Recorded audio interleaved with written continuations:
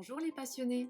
Si tu regardes cette vidéo, c'est que tu souhaites probablement que ton loulou fasse des bébés. Mais as-tu déjà visionné ma vidéo te détaillant mes 7 raisons de ne pas lui faire faire une saillie? Si ce n'est pas le cas, voici le lien pour faire tes recherches étape par étape.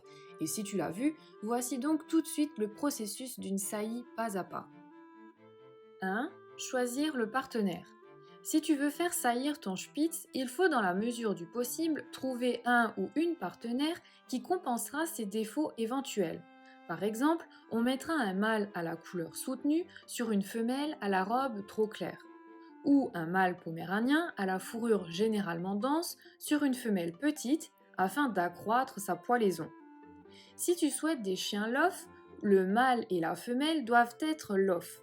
En effet, une race confirmée possède un certificat de saillie qui témoigne d'une parfaite aptitude à la reproduction. Si tu ne possèdes pas un Spitznain lof et que tu ne souhaites pas obtenir des chiots de race, un Spitznain mâle normal peut saillir un Spitznain femelle normal. 2. Trouver un partenaire. Trouver le bon partenaire pour son ami à quatre pattes peut parfois être difficile si tu es débutant. C'est pour cela que plusieurs organismes vont encadrer la rencontre entre les maîtres pour qu'ils arrangent les mariages entre les toutous. Si tu souhaites connaître le plus proche de chez toi, tu peux demander conseil à ton vétérinaire ou à la Société centrale canine. 3. Déterminer le moment idéal pour l'accouplement. Le mâle est parfois capable de féconder une chienne dès qu'il a atteint l'âge de 6 mois, mais il vaut mieux attendre que son instinct de reproduction soit réellement développé, vers 18 mois. La femelle manifeste ses premières chaleurs à l'âge de ses 6 mois. Cependant, mieux vaut attendre entre ses 18 et 24 mois pour envisager une première portée. Une gestation trop précoce risque d'entraîner des déformations du squelette. En raison de sa petite taille, le Spitznain et le petit Spitz ne peut donner naissance qu'à 2 ou 3 chiots, mais ces périodes de chaleur peuvent arriver 2 fois par an, ce qui fait un ratio standard. Pour que la saillie fonctionne, le meilleur moment se situe entre le 12e et 13e jour des chaleurs. Si tu as du mal à déterminer quel est le jour idéal, il est utile de faire rechercher par ton vétérinaire le taux sanguin de progestérone de ta chienne pendant ces chaleurs. Au moment de l'ovulation, le taux de progestérone s'élève de manière significative, de 4 à 10 nanogrammes par millilitre. Une fois la date définie, il est préférable que ce soit la femelle qui rejoigne le lieu d'accouplement. En effet, les femelles sont moins sensibles aux changements d'environnement que les mâles. Le mâle et la femelle devront être préparés au préalable, bien nettoyés et désinfectés, tout comme l'endroit de l'accouplement. Pense à couper les griffes de ton fidèle compagnon pour éviter d'éventuelles blessures. 4. L'accouplement. Avant la phase de saillie, mâle et femelle s'adonnent d'abord à un jeu de séduction qui peut prendre jusqu'à 20 minutes. Durant la phase d'accouplement, il ne faut surtout pas les déranger. En effet, pendant l'accrochage, qui peut durer 10 à 25 minutes, les importuner à ce moment-là pourrait blesser les articulations du mâle et causer une fracture de son pénis. Tout ce que tu auras à faire, c'est surveiller qu'ils gardent toujours leur calme. Veille aussi à ce qu'ils ne s'assoient pas, ce qui arrive souvent dans ce genre de situation. Il est recommandé de pratiquer une seconde saillie 48 heures plus tard, de façon à couvrir au maximum la période d'ovulation et d'obtenir ainsi une plus grande chance de réussite et un plus grand nombre de chiots. En effet, 50 à 80% des chiennes ne tombent pas enceintes malgré plusieurs saillies. 5. L'expérience du partenaire. Pour garantir la réussite de l'accouplement, il serait mieux que l'un des deux Spitznains se soit déjà accouplé auparavant, car deux loulous non expérimentés risqueraient de jouer pendant des heures sans jamais passer à l'acte. Il ne faudra jamais laisser le couple seul trop longtemps, car la femelle pourrait attaquer le mâle. Les femelles inexpérimentées ont tendance à être nerveuses ou agressives. Il faut donc les maîtriser fermement. 6. La gestation. La gestation de la chienne dure en général 63 jours, pendant lesquels elle doit mener une vie calme et ne pratiquer ni saut ni exercice violent, surtout lors des 2 dernières semaines. Pour savoir si la chienne a bien été prise après une saillie et déceler le nombre d'ampoules fétales, le vétérinaire peut pratiquer une échographie à partir du 21e jour. Un autre examen peut être réalisé dans la dernière semaine du premier mois de gestation. Il s'agit d'un test sanguin permettant de déterminer le taux de relaxine, l'hormone typique de la chienne gestante. 7. Le matériel. Pour préparer l'accouchement, il faudra prévoir un endroit calme à l'abri des courants d'air. L'idéal est de confectionner une caisse en bois qu'on appelle nid de misbah dans laquelle tu disposeras des linges propres.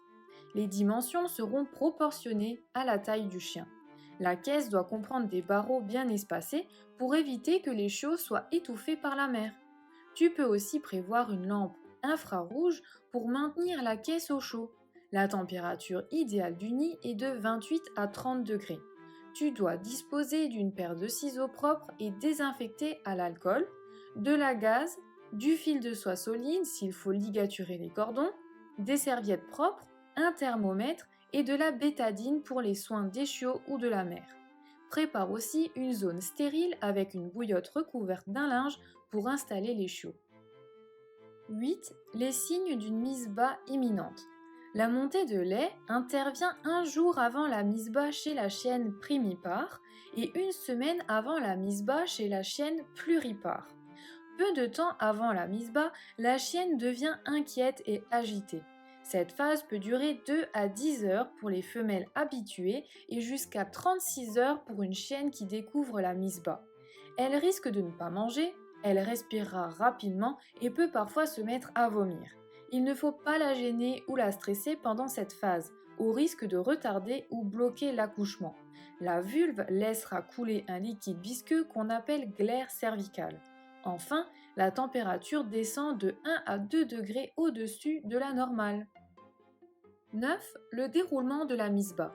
Juste avant, il faut couper au ciseau les poils du pourtour de la vulve et des tétines et procéder au lavage antiseptique de la région vulvaire.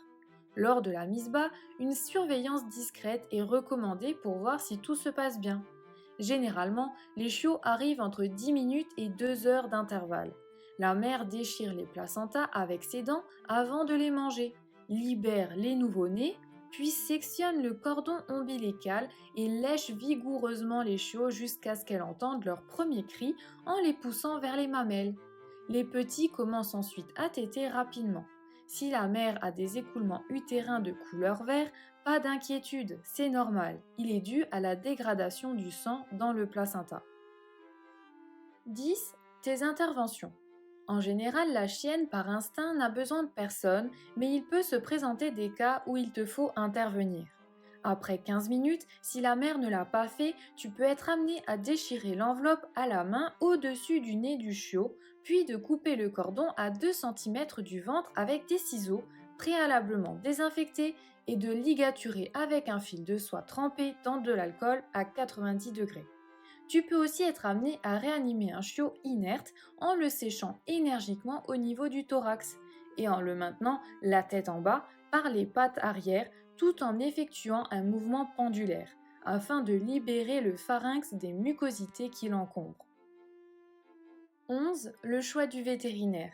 Si la plupart des mises bas se déroulent sans problème, certaines peuvent parfois nécessiter une césarienne, surtout chez les Spitznins. C'est le cas lorsque les chiots trop gros ou mal positionnés ne peuvent pas sortir naturellement, ou si la chienne présente un bassin étroit ou n'a pas ou peu de contraction. Quelquefois, une injection d'ocytocine suffit à mener à son terme le processus d'évacuation. Ton vétérinaire peut, s'il le juge nécessaire, à partir d'une radiographie, décider d'une césarienne. Fais appel à lui également si la gestation a dépassé 65 jours. Si ta chienne cuine ou saigne, si le délai entre deux chiots dépasse 2 heures, et si quelques jours après la mise bas ta chienne a un écoulement malodorant ou qu'elle tremble et respire vite, ne réfléchis pas, elle risque de faire une éclampsie. Fonce en urgence chez le vétérinaire. 12. Le poids et la température des chiots. Après la naissance, il faudra laisser la mère se reposer pendant plusieurs heures sans lui distribuer de nourriture, mais de l'eau fraîche à volonté.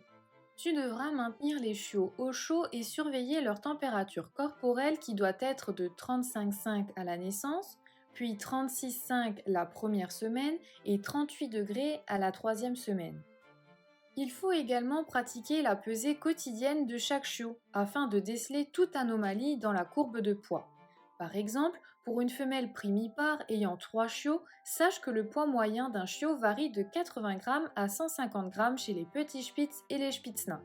Si les chiots ne gagnent pas de poids, tu auras recours au biberonnage avec du lait maternisé. S'ils perdent du poids, tu leur administreras de l'eau glucosée à 5%. 13. Le prix de la saillie. Le prix d'une saillie est très variable. C'est en général le maître du mâle qui estime son loulou et surtout la valeur de sa descendance. Cela en fonction de sa beauté, de ses titres en exposition et dans le cas d'un chien de travail, ses qualités techniques. Ces données peuvent augmenter considérablement le prix. 14. La législation. Si la saillie n'est pas financée, le propriétaire du mâle a droit à un chiot de la portée qu'il choisira lui-même. S'il n'y en a qu'un, il sera pour lui. Le propriétaire de la femelle se déplace pour la saillie chez le propriétaire du mâle. Tous les frais engendrés par ce déplacement sont à la charge du maître de la femelle. Il est obligatoire de ne faire saillir la chienne que par un seul étalon. Une attestation de saillie doit être rédigée après qu'elle ait été faite. Si tu souhaites commercialiser les portées, prends le temps de consulter le règlement, de façon très précise, car les litiges sont nombreux et toutes les situations doivent être envisagées avant d'être vécues. Le propriétaire de la femelle et le propriétaire du mâle doivent signer un certificat de saillie qui devra être adressé à la Société centrale canine par le propriétaire de la chienne dans les 4 semaines suivant la saillie. À réception, la SCC t'envoie un document comportant 2 volets, la déclaration de naissance des chiots et la demande d'inscription. Inscris les nouvelles portées au livre des origines français dans les 6 mois suivant la mise bas. Si tu t'engages dans une telle mission, c'est que tu as plus de courage que moi. Personnellement, je préfère laisser les éleveurs professionnels s'en charger et payer pour un chiot en bonne santé le moment venu. Laisser Tiara prendre tous les risques, perdre tous ses poils pour peut-être n'avoir qu'un chiot et devoir payer ou le céder au maître du mâle, je dis non. Toutefois, si tu t'en sens capable et que tu es bien entouré pour réaliser ce miracle de la nature, nous te souhaitons bonne chance et beaucoup de bonheur dans ces moments inoubliables. N'hésite pas à partager cette vidéo si tu as appris des choses, à la liker et à t'abonner si ce n'est pas déjà fait. Allez, à tout bientôt. Ciao ciao.